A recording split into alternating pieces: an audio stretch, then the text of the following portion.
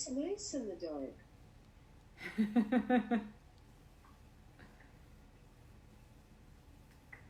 How are you, Tina? You're unmuted. I unmuted you. I'm good. Yeah, Good. that's good.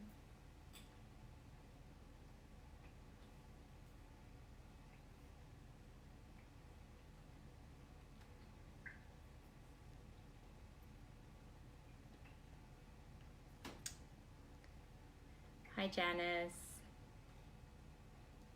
Hi, Kathy. Kathy on her side. Am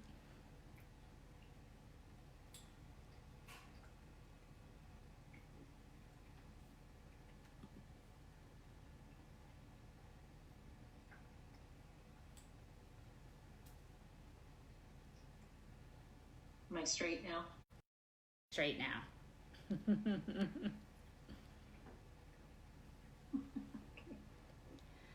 Hi, Virginie. Hi, Monique.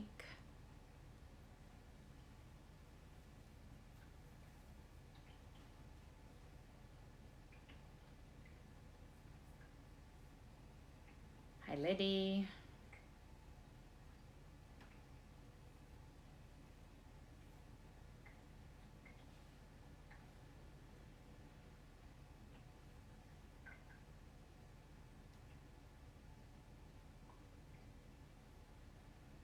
So for tonight, hi Lori, nice to see you on Facebook Live.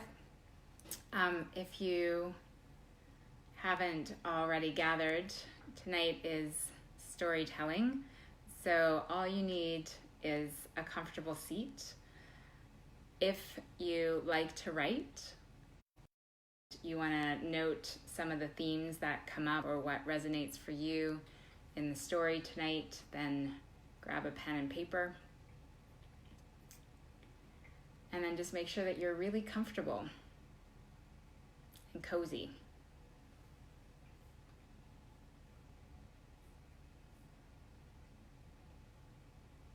Hello, Myrna.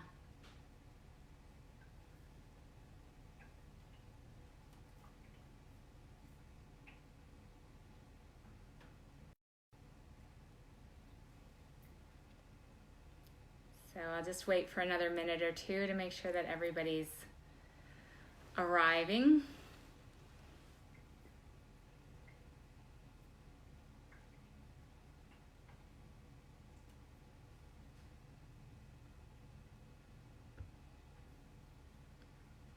Hi, Sherry.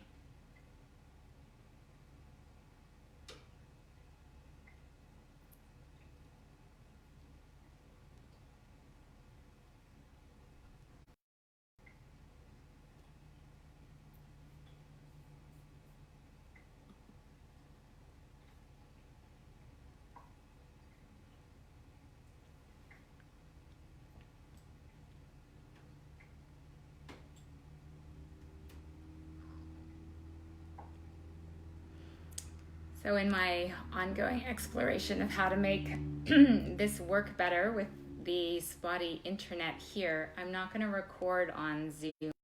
Perhaps that also impacts the clarity of the session, of the connection. So it still will be up on YouTube or on the Facebook Live, and then I'll put the Facebook Live video up on YouTube. So if you want to rewatch or catch any of the previous ones that you've missed, you can do that either on Facebook Live or on YouTube.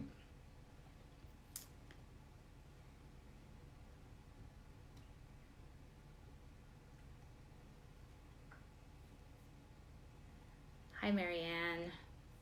Welcome.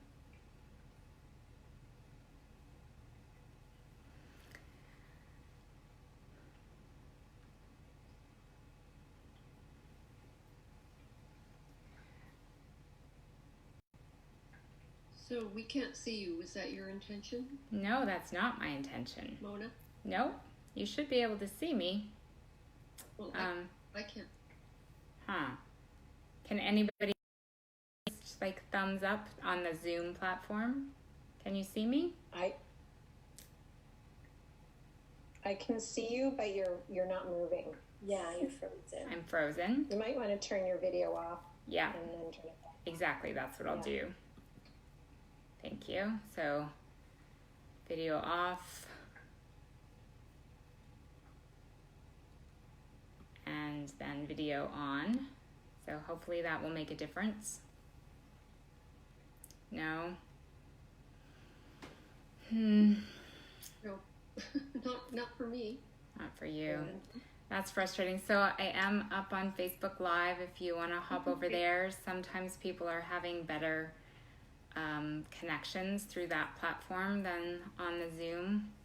I know Zoom also, there's little notices now on Zoom saying that they're just having a lot of people using the service now, and so that's impacting with their capacity to provide reasonable services, so that may be impacting things also. So I'll just try one more time to turn myself off and then on again, and then we'll start. So in that process, you can take a good seat. Turn your thighs in with your hands in whatever position you're in. Just for a moment, sit up straighter. So if you're leaning back in a comfier position, just for a moment, sit up.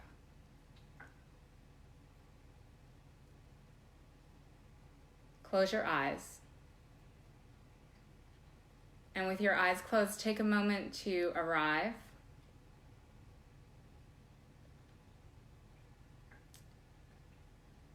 And part of arriving means to intentionally, as best you can, set aside this time so that you can be present with yourself and with the experience of the story, and that we can be present with each other.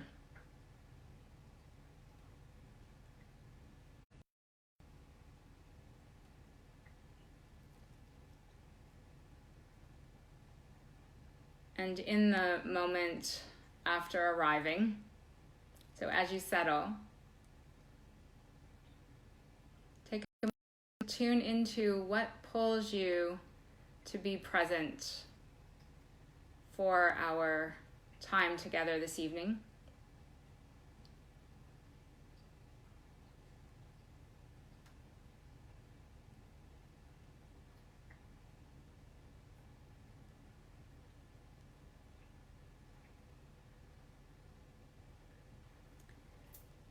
And then join your hands together at your heart.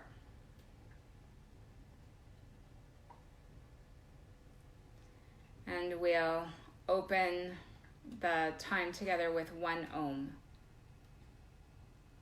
Take a deep breath in.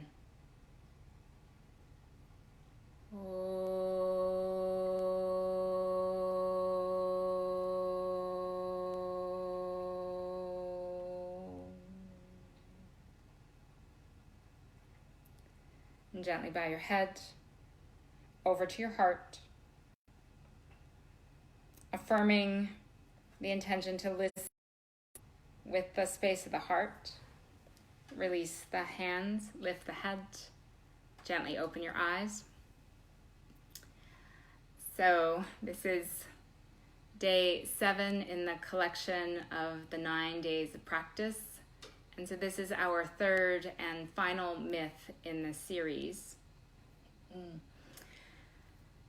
As some of you will have heard this story before, it's even more significant that we recognize that each time we tell a sacred story, it is a unique expression, and we are telling it for these circumstances, in this moment, and with the recognition that the way we hear the story and the wisdom that it imparts to us is specific for this moment in time. So aspects of the story that may not have resonated so much in the past may be more present this time. And you might hear the story from a completely different perspective. And that's intentionally part of the unique experience of storytelling and listening to the sacred, to the wisdom held within the sacred. As such, we want to open to the entire experience of the myth. So that means to be able to take in the experience of the anti-hero as the hero, to recognize ourselves in each of the characters in the story, to consider how each setting and the experience of each step along the way has meaning and resonance in our lives. And so we want to take in the story as best we can as an entirety, as a whole, living organism. So tonight's story is about the goddess Lakshmi. And she is the goddess of abundance and prosperity on all planes. So prosperity, not just on the material plane, although she is that as well, but also on the spiritual plane. In the emotional plane, she is the expression of the fullness of life at its peak. So an example of Lakshmi is the rose in the perfect moment of full bloom, when it's fully opened and before there's any hint of it dissolving. And this story is the story of her, sometimes it's her birth, although she's already present, but it's a bit of a creation story, and it's the story of the ocean of milk. So, once upon a time, a long, long, long time ago, and happening in another dimension in this very moment, happening in the world as a whole, and also inside us. So in this moment, once upon a time, there was a great king. He was the king of the gods, and his name was Indra.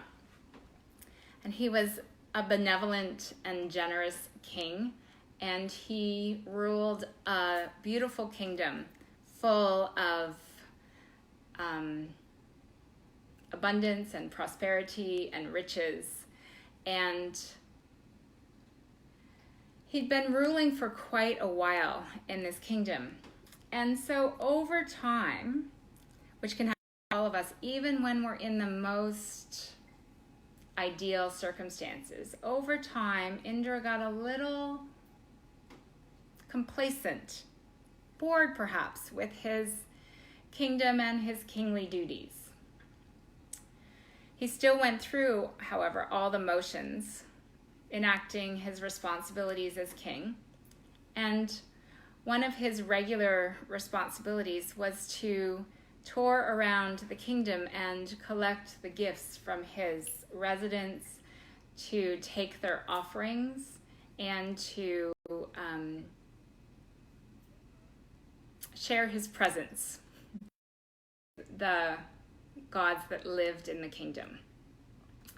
So on this particular tour around the kingdom, he was riding an elephant, and as he was riding along, he was, like I said, a little in the journey and in the interactions with his the people that lived in his kingdom. And he was a little bit laissez-faire about the offerings and the gifts that he was receiving. So he's traveling around the kingdom, and a great sage, a wise man, heard of Indra's arrival into his part of the kingdom. And when he went to bed one night, he had a dream. And in his dream, the goddess appeared, and she said to him that it would be beneficial for him to make a garland of flowers to give to Indra when he passed by, and that this garland of flowers would represent all of the abundance and prosperity in the kingdom. So when the wise man woke up the next morning, he had a dream as an important message. So he went about collecting flowers and weaving them into a garland Indra when he saw him.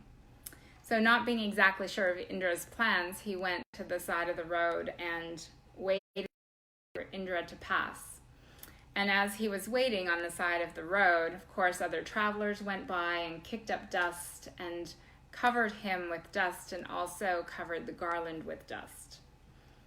So after some time, Indra came by, riding his elephant, and the wise man stopped him and said, Indra, I have this offering for you, and it's this garland of flowers. And Indra, like I said, he's been receiving a lot of offerings on this trip, not so excited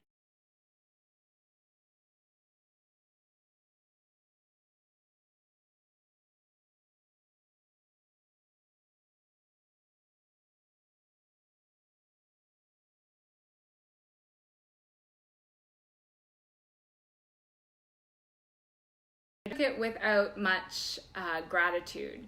And so before he was even out of sight of the wise man on the side of the road, he threw the garland in the air and it dropped down around his elephant's neck. The wise man, watching from the roadside, saw Indra treat his gift this way and was very upset that his gift was treated so carelessly.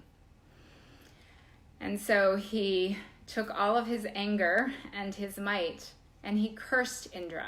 He said, Indra, if you do not see abundance and prosperity in the gift, then abundance and prosperity will leave this land. So the goddess, who remains here much of the time and in various forms, she only comes when she's called upon, when she's asked. And a lot of her work is done from this place of hiding. So even though she was the one that was instrumental in building the prosperity and abundance in the kingdom, no one necessarily recognized her as such. So she heard the wise man curse Indra, and she recognized that Indra was no longer recognizing her role, or this mysterious role in the world that has the capacity to create and provide prosperity and abundance on all planes. And so she left the kingdom. Lakshmi, as is her name, is not the goddess of battle. She's not the warrior goddess. She is the goddess who, when she's not recognized and not appreciated, she just slides away. You barely even recognize that she's leaving until she's gone. And that's exactly what happened in this kingdom. So suddenly she left, she fled, and immediately the abundance in the land dissolved. So the natural world shriveled up and died, the grass withered, the trees lost their leaves, the fields and farms dried up, the rivers dried up, everything turned to dust. The people in the kingdom who were previously quite, living a life of prosperity and had the ease that comes with that, they began to stress and they quarreled and bickered. The king Indra no longer was benevolent, and he imposed greater taxes that added to the suffering of the people in the land. And so as the land turned into this time of hardship, the gods, the residents of the kingdom, gathered to try to figure out what to do. How to bring prosperity back? What action can we take, and what will be useful. So as they got together, they said, well, we don't know what to do. We need to ask for help. So they went to the god of creation, Vishnu. Sorry, not the god of creation, the god of maintenance. And he's the god who maintains things that have already been created and keeps things moving and flowing. When the gods came to Vishnu and explained the issue, Vishnu recognized that this was much larger than him, and that the problem was that Lakshmi had fled the land and that they needed to get her back. Uncertain of how to proceed, he decided that the best way forward was to sit in meditation and see if he could hear from the depths of his wisdom what action to take. So he sat in meditation, and what came to him in the meditation is that, we're having some internet issues. I'm so sorry. There's just not a lot that I can do about that, except tell you that the recording is better. So I'm going to continue, and hopefully we will be able to make some sense of the story. And the live has been generally better than the Zoom.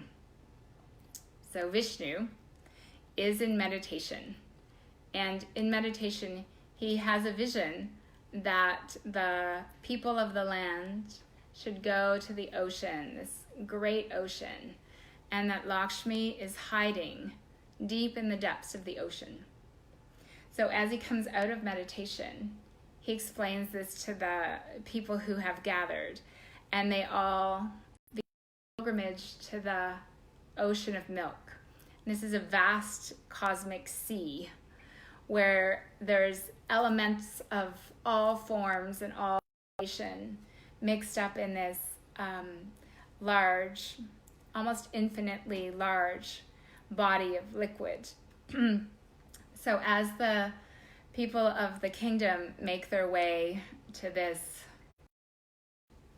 they arrive at the ocean and they form a circle, and it's one of the slight inconsistencies of myth that there's this infinitely large ocean and still they can encircle it. So as people circle the ocean, they turn to Vishnu and say, so what do we do now? Like, we're here. What do we do now? And Vishnu says, well, we have to churn the ocean. And we have to get down into the depths from our churning. And so he found a stake, a large stake, and they took a snake and tied the snake to the stake. And they had part of the people from the kingdom hold one end of the snake and the other part hold the other end of the snake, and they pulled on the ends of the stake to churn the steak in the ocean. And it's similar to the process of churning cream into butter. And part of the recognition of this churning is that all of our spiritual practices, of whatever kind they are and whatever they involve, they're meant to churn us up inside, to churn up our insides and to shift things so that we can find the essence, the goddess, buried deep within path of medicine and health, comes out of the ocean at this time, and many other sparkly, exciting things arise. And there's a temptation for the gods and the goddesses to be distracted by the gems, but Vishnu reminds them to keep churning the ocean. So as they continue to churn the ocean, what rises up next is a cloud of poisonous gas that comes up out of the depths of the ocean, and it starts to billow off the surface of the water. And the gods and the goddesses turn to Vishnu and say, Vishnu, what do we do? There's this noxious gas coming out of the depths of the ocean. And Vishnu said, I don't know. This is an issue that's beyond me. I'm not sure how to deal with this. And the gas continues to billow out noxious black smoke. And so the gods and the goddesses recognize that this will be the end of them if they don't figure out what to do. And so they decide that they need to ask Shiva. And Shiva is the god of the yogis. And in the mythology, he spends most of his time deep in a cave in the mountains practicing. And he's quite undisturbed by the goings on in the kingdoms around him. And so he's paid no attention to this issue that Vishnu is helping the people deal with. So he's deep in meditation. So the people say to Vishnu, I think we need to go ask Shiva for help because he's the only one that has any possibility to save us from this smoke. So they go and they disturb Shiva from his deep meditation. And they say, Shiva, we've got a problem. There's this noxious, poisonous smoke coming off the lake, and we're trying to get the goddess of prosperity and abundance to come back, and we think she's hiding in the depths of the ocean. Will you help us? And so Shiva agrees that this is a significant issue and that he will offer his assistance if he can. So he comes to the seashore at the edge of the ocean of milk, and he sees the gas, and he recognizes the danger that the people are in, but he doesn't know what to do. He's like, I can't neutralize this. I don't know. There's nothing to do. So he makes a decision to sacrifice himself for the good of the land. So he thinks, like, I can just take this all in. I can ingest all of this poison, and then I will die. But the rest of the people will go on living, and they will be able to rouse Lakshmi from the depths and bring abundance and prosperity back to the kingdom. So he opens his mouth, takes a deep breath, and pulls all of the poisonous smoke in his mouth. And then he does something very unique, and there's various tellings of this myth, and they offer various suggestions of exactly what he does with the poisonous smoke. But one version, which is the one that we'll use tonight, is that he takes it in and then he pauses. And in that pause, he doesn't react in any way. So he doesn't spit the poison back out, but he also doesn't swallow it. And instead he holds it and he waits. And that is a very significant teaching in the story, that when we're encountering poisons, obstacles, difficulties, the tendency that we all have is to react to one extreme or the other. And that part of what can be useful in those moments is to pause. So as Shiva pauses, something magical happens.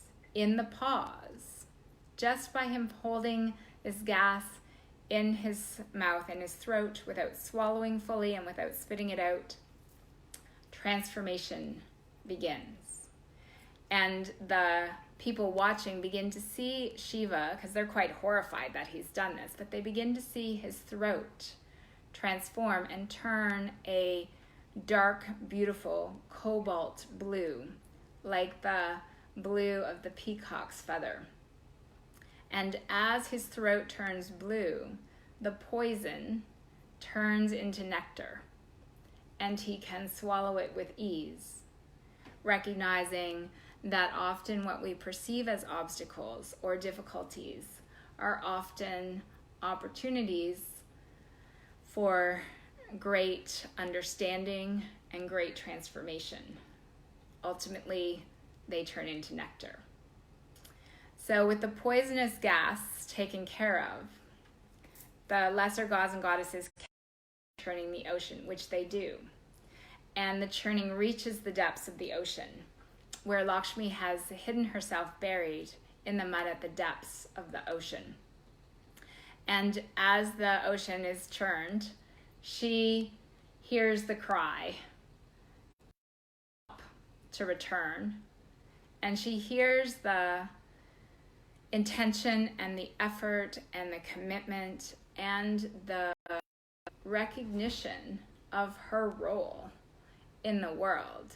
She hears all of that in the actions that the gods and the goddesses are taking to bring her back. And so she agrees to herself. She agrees to come back. And so she rouses herself from the depths, and she seats herself on a lotus flower that's at the depths of the ocean.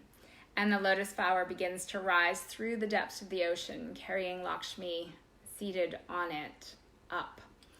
And the lotus is a significant symbol in the yoga tradition because it is rooted in the mud at the bottom of the lake or the ocean. And it has this thin stalk that spans all the way through the water, and then it rises to the surface. The lotus sits on top of the water. So it feeds on the nutrients that we find in the muck, in the darkness, in the yuckiness of the soil at the bottom of the lake. And if you've been swimming and you've stuck your foot into one of those spots in the lake where you can just descend, it's that kind of soil that the lotus grows from. And so it transforms from that place, and it rises up and floats on the surface of the water.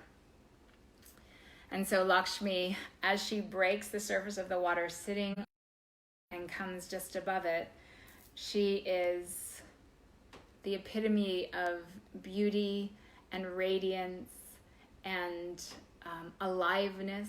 She is sparkling with aliveness. She is little droplets of water are spraying off of her. She is, from her palms, there's gold coins raining down. There's magically elephants beside her that are also spraying water over her. And so she's this picture of lushness, of beauty, of radiance, of aliveness, of fullness, of life at its most beautiful, its most intense, and its most flavorful. Seeing her rise from the water, Vishnu immediately falls in love. He has never seen anyone as beautiful as Lakshmi as she rises out of the ocean, seated on the lotus. And so Lakshmi, he holds out his hand, and Lakshmi is carried by her lotus over to him where he's standing on the shore, and she puts her hand in his, and lights from her lotus onto the land.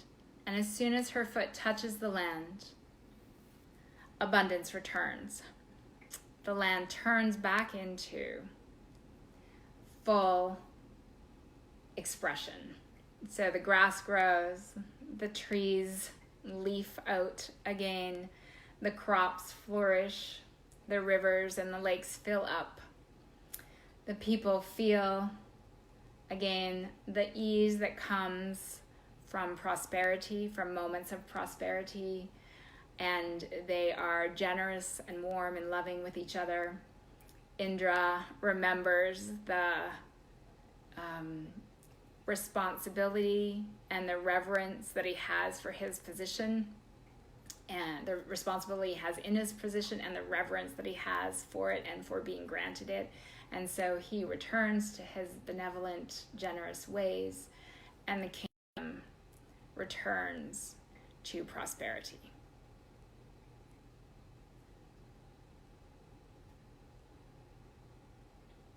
So Lakshmi is as I said, the goddess who represents the prosperity and the fullness of life and the warmth and generosity and the radiance and the sparkle of aliveness.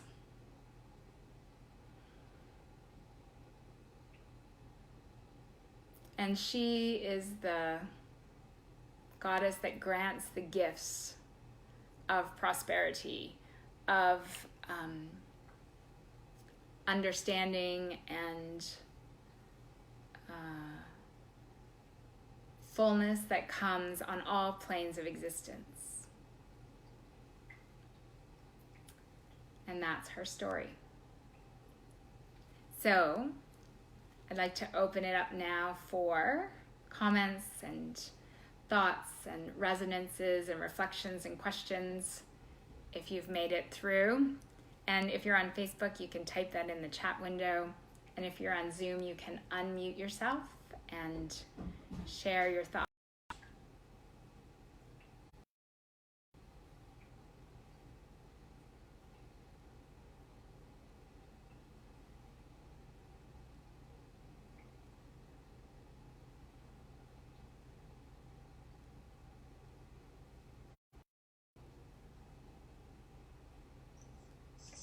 This is Marianne.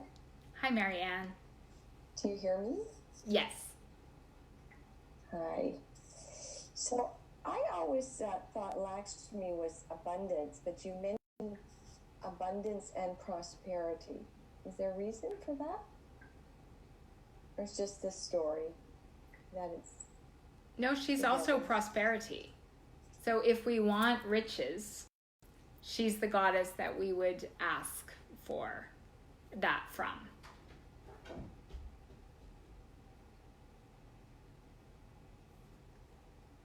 So she's both abundance and prosperity. Mm-hmm.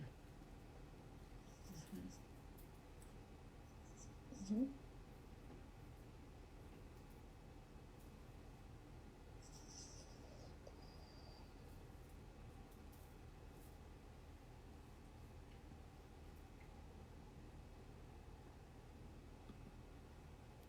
Kathy?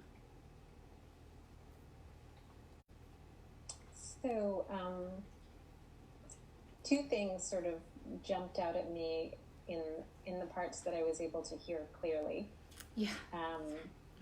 One being that I love the way that myths overlap and the stories overlap in different cultures at different times, so that there's very much an aspect of the Easter story in this with the god whose name who sucks in all the poison for the sake of the people, right? Which is Jesus on the cross, sacrificing himself for everybody else's sake. But the other thing that part of the story reminds me of is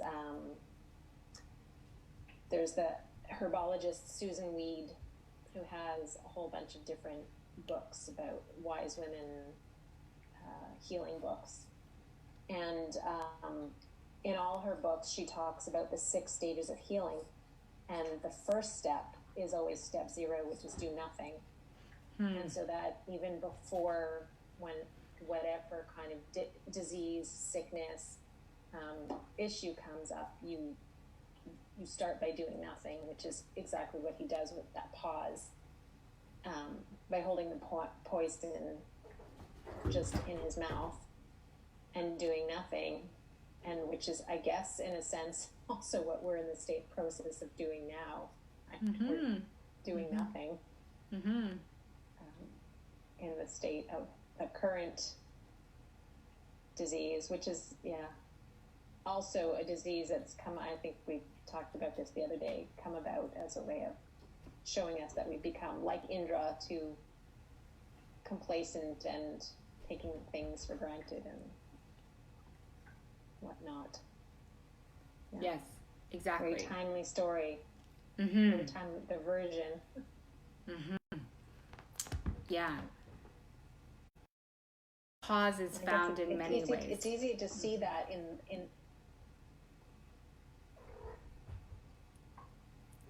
You go.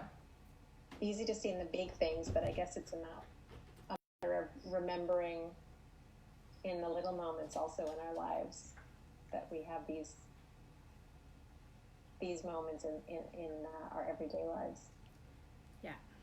Not just these crazy times. Exactly.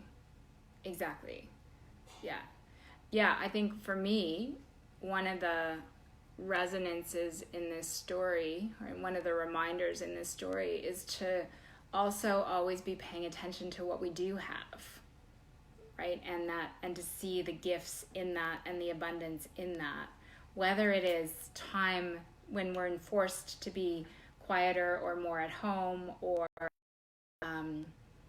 whatever, that there's gifts and abundance in whatever experience we're having. And often I've recognized that I don't really realize that until it's gone. So how do we pay attention while we still have it to what we have, to what is abundant and present right now?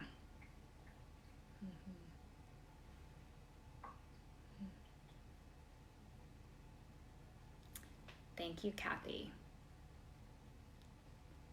Yeah, I think there's, resonance is just also around rebirth, like you were talking about the Easter story and the rebirth part of that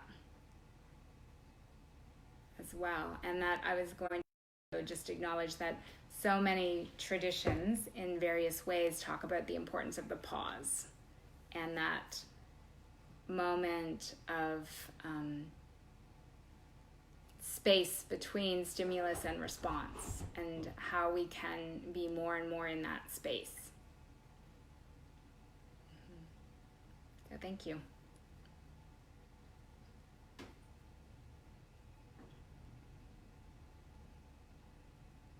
Liddy?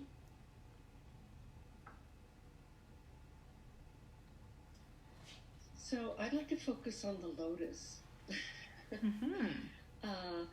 Because although I've never journeyed to lotus in my plant journeys, I have journeyed to pond lily, which is like a water lily, and I think they're all kind of similar in the sense that they grow in ponds that have this deep muck, mm-hmm. full of resources and energy and so on and so forth.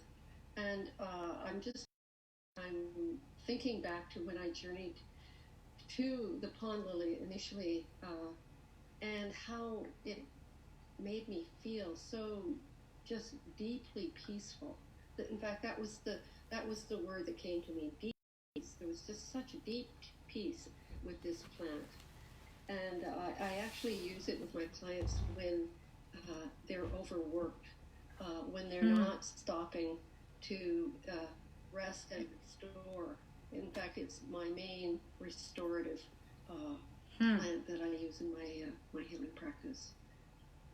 So I just wanted to bring a little focus onto the plant in the story, which resonates with all the rest of it, of course. But, yeah, and how plants really, if we, it's not quite the season yet, but it will be soon. But just hanging out in the plant world can really bring us back to being present in the moment.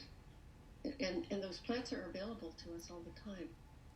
Yes. I mean, not in the winter, but in the growing season. So I just want to bring attention to that and also acknowledge how this story, I've heard this story before, but how, given our current circumstances, how it resonates even more deeply, and brings our attention a little bit more to what's out of balance. Yes. Oh. Yeah, thank you. There is also the connection in this particular story, because the lotus figures with all of the goddesses, or many of the goddesses, and yet in the story there is definitely a link for me in the link between peacefulness and prosperity, that if we're really struggling to survive, it's hard to find and hold peace. Whereas when there's a level of connection to the abundance and the prosperity present, then we can settle, calm, experience more peace. So interesting that, like, that connection between Lakshmi and what you were talking about with the water lily. So thank you. Janice has a comment on Facebook, and she says, this resonates to me as to what is happening now in the world. In times of despair and uncertainty, if we can remain calm and positive, everything will be okay, and maybe even better than it was before. Yeah, exactly. And if we can tune into what we have and how to recognize the abundance that we have and hold reverence for that, right? Like the goddess, when she's acknowledged, she stays present and she acts as an assistant and as a positive force in the world. And then when she's not recognized, she flees, she leaves, and there's despair in her wake. So how we hold reverence for what we have and keep that present in our actions, I think, is part of what you're referring to. So thank you.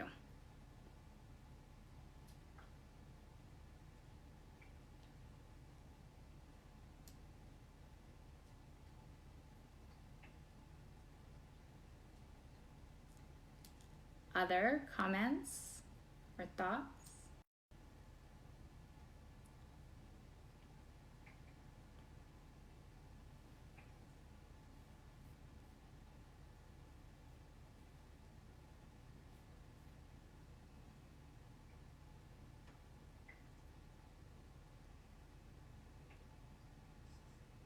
I don't know if someone else wants to speak. Okay, so Marianne and then Liddy. Say some more. Yes, please. Well, I was thinking of, I was listening to Legault on television today, and he said we're going to maybe have to stop importing so much of our food. And then, of course, it's easier to buy locally when in the summer and such. But he said that people might have to, and they're dependent on immigrants or migrant workers. But he says people are probably going to have to go work in the field. And so I was thinking that that there's a call for us to, to go work in the field, to go work our land, to make our own food. Maybe the rooftop gardens are going to increase. Who knows what? But I just thought it's connecting this story to what he said. And to me, I was thinking about a comment someone made to me. I had a software company called Ariadne, and she's a goddess of fertility, and it's about poetry and such. And he looked at my plan and he said, "You've abandoned Ariadne." And he says, "Well, who else have you abandoned?" And it was like, and I realized when you were speaking that, because right now as I'm in my room and in my things and pulling things out and organizing things, I'm looking at, well, yes, I did abandon Ariadne, and she's very beautiful and special because people weren't appreciating Ariadne. So I abandoned her. So sometimes we take things away when we don't feel recognized, or there's a value for it. So it's not easy to be a visionary and to stick with a gift we might have to offer when the timing may be off or comments may be not very nice, poisonous. Yes, yes. And that is, although it's not maybe so highlighted in this story, that is very much a characteristic of Lakshmi, because she is the maintaining force in the world. So she keeps things going, and she is that, the invitation of how do we keep things going and what needs to be kept going in our lives. And so she is that maintaining force that keeps it moving, keeps it alive.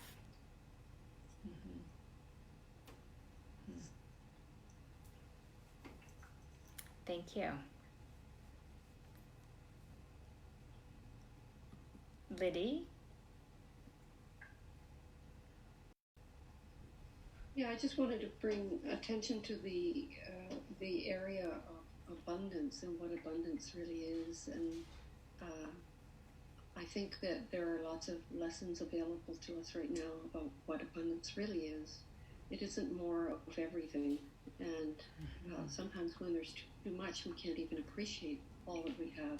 Sometimes it's better to, live simply and be able to really appreciate not only things, but I'm thinking of what happened to me today was that I homeschooled my daughter for 8 or 9 years when she was a child.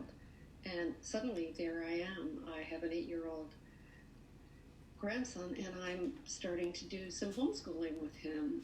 And it was so beautiful to just have that connection and to be experimental with him, and to have, it was just a very beautiful connection that we had today. And for me, that's abundance.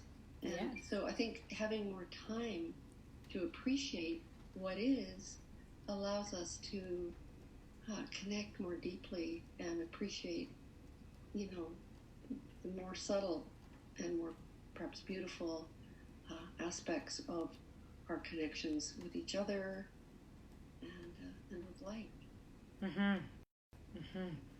Yeah, and a slowing down. I know that not everyone has more. Yeah, I was going to say, I know that not everyone has that happening in their lives. A lot of people are really working very hard, and people are still keeping it all together for us, so to speak. Exactly. But many of us do have that opportunity. And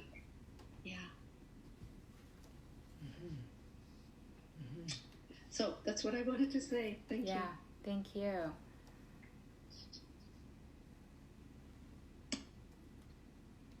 Yes, I think, again, it's that idea that there's abundance in each moment if we're tuned into it, because,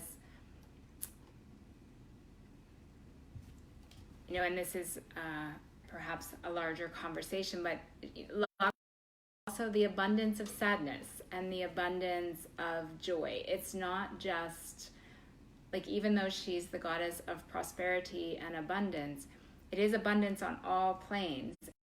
Really allow ourselves to experience the fullness of what we're experiencing in any moment, and to feel it in its entirety before it disappears, so that we can, if we fully experience sadness, then we can fully experience joy. And if we ignore sadness, then we also tune out joy or anger or whatever, that she's the invitation to feel it all and to recognize what is full and present and alive in our lives at any given moment. And also, what is it that enlivens us? What is it that lights us up? And she asks us to consider that question.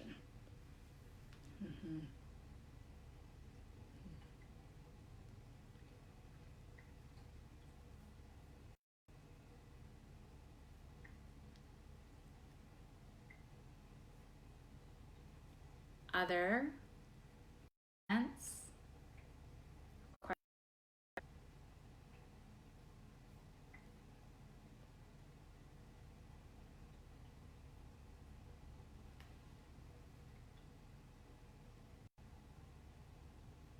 Was that Kathy? Was that a yes? You'd like to say something, or?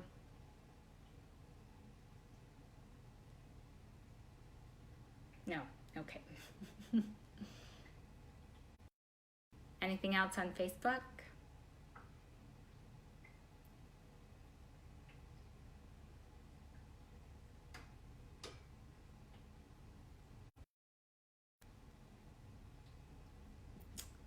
Okay. So we will close for this evening. And we have 2 more sessions. So tomorrow night at 5:30 is an asana practice, a yoga class.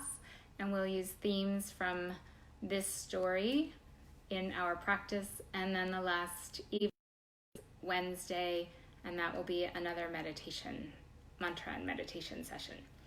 So we'll close here. So take a moment again to sit well and close your eyes.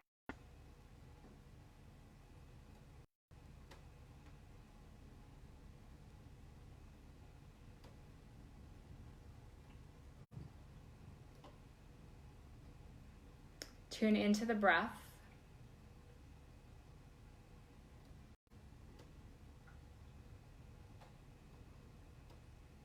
And take a moment to acknowledge the abundance and prosperity present on any plane in your life.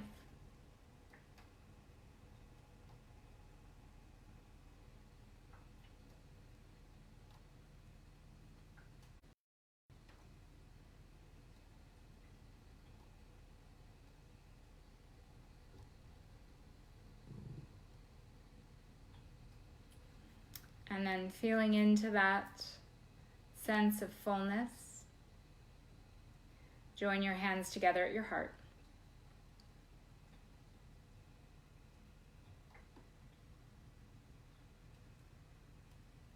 And we'll close the session with 1 Om. Exhale.